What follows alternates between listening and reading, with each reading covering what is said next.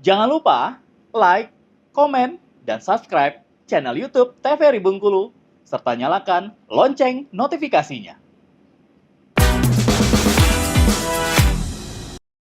Balik lagi di Opini Obrolan Pas di sini masih bersama dengan Bapak Herimanto. Nah, kita lanjutin lagi nih, Pak. Boleh. Tadi DPR itu apa sih gitu ya? Ngapain aja sih? Nah, udah terjawab bahwa DPR itu sesuai dengan namanya sebagai perwakilan rakyat, bahkan dari berbagai macam profesi ya Pak, Bapak, dari militer, ada yang dari nelayan juga, dan itu bukan cuma kelas menengah ke atas aja yang bisa terjun ke dunia politik ini. Boleh tadi dijawab tadi, Pak, pertanyaan yang tertunda tadi apa aja tuh? Saya sampaikan bahwa DPR itu judulnya Dewan Perwakilan Rakyat, ya kan? Jadi di dalam 35 Dewan DPRD Kota itu berbagai kalangan yang kami wakili. Ada yang dari pasar. Jadi kalau orang memandang bahwa DPR itu hanya duduk di sidang salah, Betul. kami lebih banyak hari-hari itu di lapangan Daripada di ruangan. Kenapa? Kami tidak betah kalau di ruangan itu. Nah, contoh basic seperti saya. Iya, betul. Saya ini orang lapangan. Saya kalau kena AC lama-lama demam saya. Kalau lama-lama di ruangan jenuh jadi ya, Pak ya. Demam saya. Tapi kalau diajak ke lapangan, saya senang. Begitu juga kawan-kawan saya yang lain. Mereka tidak. Kalau disuruh hanya jam-jam rapat mereka siap. Tetapi selebih dari itu mereka pasti turun ke bawah.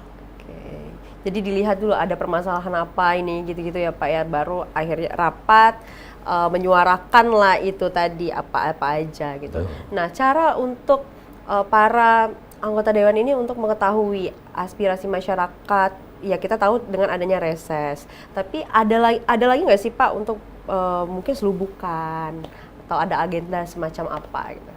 Betul.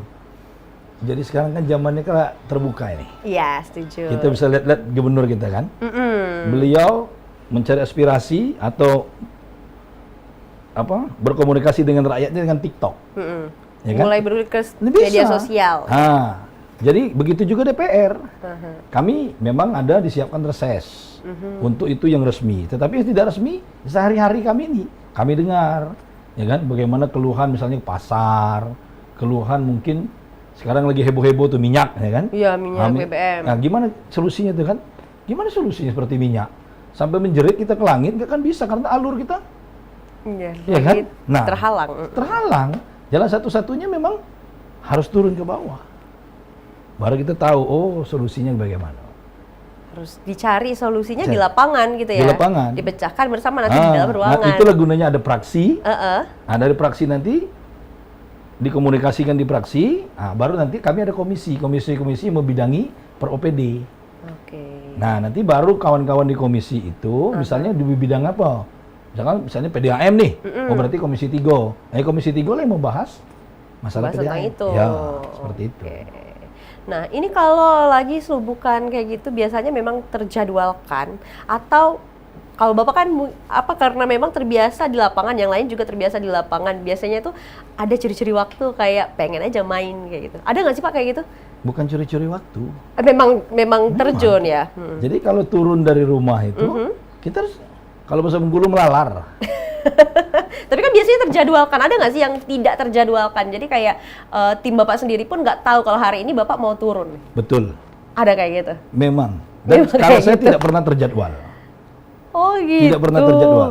Jadi misalnya hari ini mau ke pasar katakanlah, itu ngabarin timnya dari kapan tuh? Yang ikut, saya nggak punya tim. Yang nempel dengan saya itu betul-betul yang tinggal di rumah saya. Oh gitu. Jadi benar-benar mereka tinggal. Ayo berangkat sama-sama.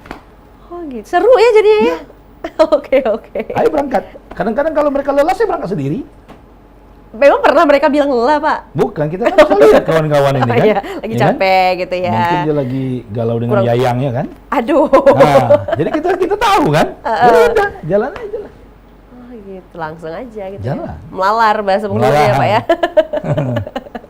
Oke. Nah, ini kan aku lihat juga nih kegiatan Bapak waktu ada gempa kemarin yang mana banyak terdampak juga, ada rumah-rumah yang roboh juga.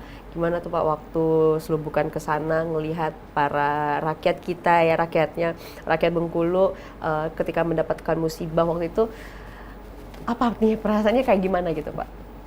jujur, itu suatu yang sangat miris lah. Iya. Kenapa saya bilang miris? Sementara kami lah, saya nih ketua DPR nih, ya kan? Difasilitasi negara, rumah bagus, Iya. gaji ada, Iya, sementara setuju. kawan-kawan tidur di tenda. Makanya saya turun kemarin, saya tawarkan, silakan gunakan rumah dinas saya. Oh, Bapak nawarin kayak gitu? Saya tawarkan, silakan gunakan rumah dinas saya.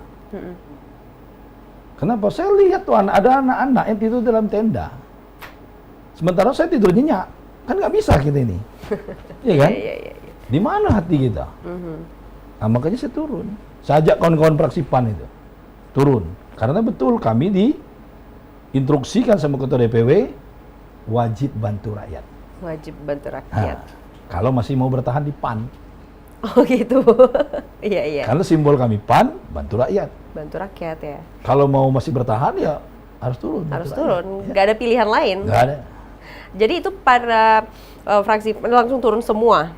Turun. Semua langsung ke lokasi gitu yang melihat bagaimana kondisi mereka dan bagaimana. Nah itu langsung terpikir nggak sih Pak bagaimana nih kira-kira untuk membantu mereka ini salah satunya tadi dengan Bapak ngajak mereka untuk ke rumah Bapak. Tapi kan nggak mungkin semuanya ke rumah Bapak juga Pak. Nah itu kayak gimana Pak? Terpikir nggak solusinya waktu itu? Apa langsung kayak nanti akan ada seperti ini gitu? Jadi begitu turun itu sebenarnya Bengkulu ini kan sudah banyak pusat yang Ya. termasuk Wapres kan turun, Iya. ya kan? Wapres langsung turun bam. Itu katanya tiba-tiba juga ya Pak ya? Enggak, Oh, enggak, terjadwal, oke. Wapres kan. Waktu itu kemarin Kepala BNPB pusat bam turun, ya kan? Banyak yang datang gitu Banyak ya? yang sudah melihat Bengkulu itu sudah lah. Jadi kita pun masa sih kita putra daerah yang daerahnya itu kita nggak turun, kan nggak mungkin. Dan alhamdulillah betul rakyat Bengkulu ini saling sayang, saling cinta. Begitu dapat musibah langsung bruk. Membantu semuanya, bahu full, membahu. Full. Saya pastikan situ full. Kami datang kemarin di posko itu alhamdulillah. Cukup untuk kawan-kawan untuk logistik cukup. Cukup. Oh begitu, oke. Nah ini kalau berkunjung ke rakyat nih pasti banyak yang nanya di lapangan, Pak gimana ini, Pak gimana itu gimana sih Pak rasanya ketika, ya mana para rakyat ini kan biasanya nanya harus cepet juga kasih jawaban. Nah itu gimana rasanya ketika didesak-desak kayak gitu Pak? Dan memang Iya. kita harus terima itu. Karena udah tahu dengan konsekuensinya gitu ya. Itu tadi, kita kan judulnya perwakilan.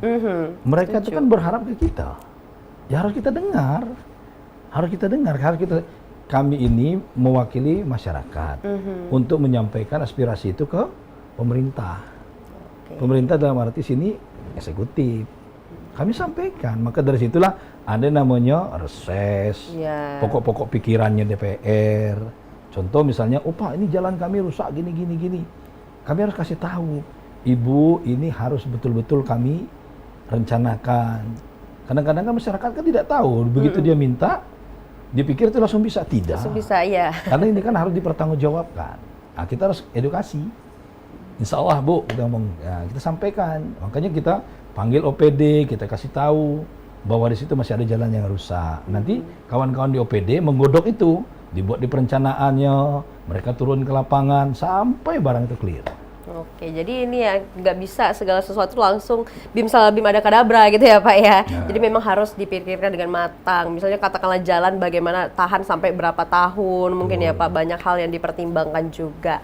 Nah ini kalau sekarang kan juga waktu lagi keadaan Bengkulu lagi panas-panasnya lah kita katakan, waktu itu ada gempa bumi, belum lagi kelangkaan BBM, pajak dan lain-lain. Banyak juga mahasiswa yang akhirnya turun aksi.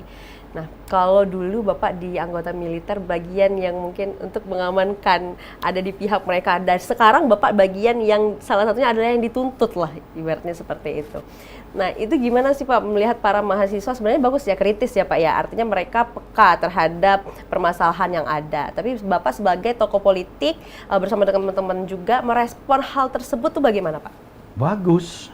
Good ya? Bagus. Okay. Memang harus disuarakan, tetapi dengan cara yang bagus. Nah, sebaiknya kalau mereka mau menyampaikan nih Pak, aspirasi mereka atau ingin mengajak untuk berdiskusi, itu cara yang baiknya seharusnya itu seperti apa?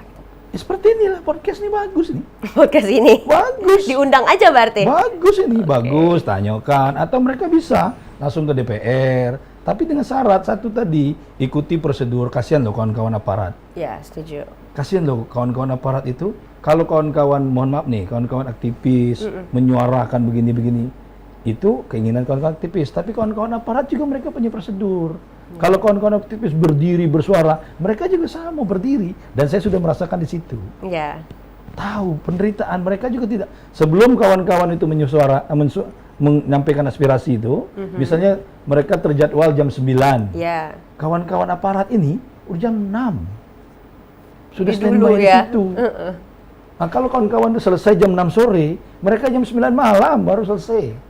Belum lagi nanti mereka dapat ceramahnya juga nanti Oh, ya, semprotannya itu juga. harus dilaporkan. Iya, betul. Dilaporkan, kasihan. Tapi kalau sama-sama mengerti, enak. Sama-sama mengerti enak.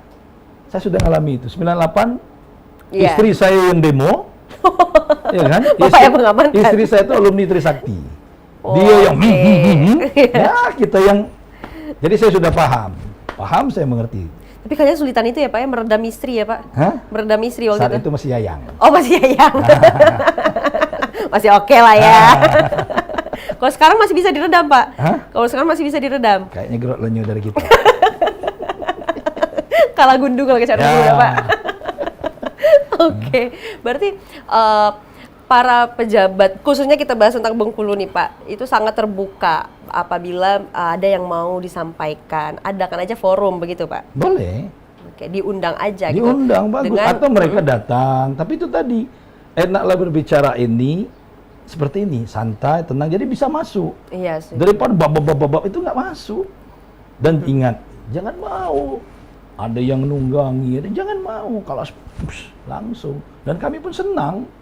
Enak diajak berdiskusi ya akhirnya ya. Enak. Tapi dengan syarat itu tadi, ikuti prosedur.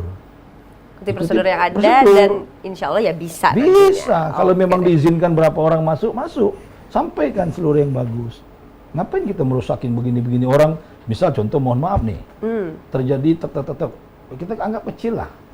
Terjadi pecah kaca lah, jendela. Keluar lagi anggaran nanti. Anggaran yang bayar siapa? Negara Anggap aja dari lagi. kita. Iya, betul. Rugi lebih bagus sampaikan secara ini, duduk sama-sama. Oke deh. Nah kita jeda dulu, kita duduk dulu, rehat Nah. dulu. Nanti kita lanjutkan lagi. Untuk pemirsa jangan kemana-mana, tetaplah bersama kami di Opini Obrolan Pas di sini.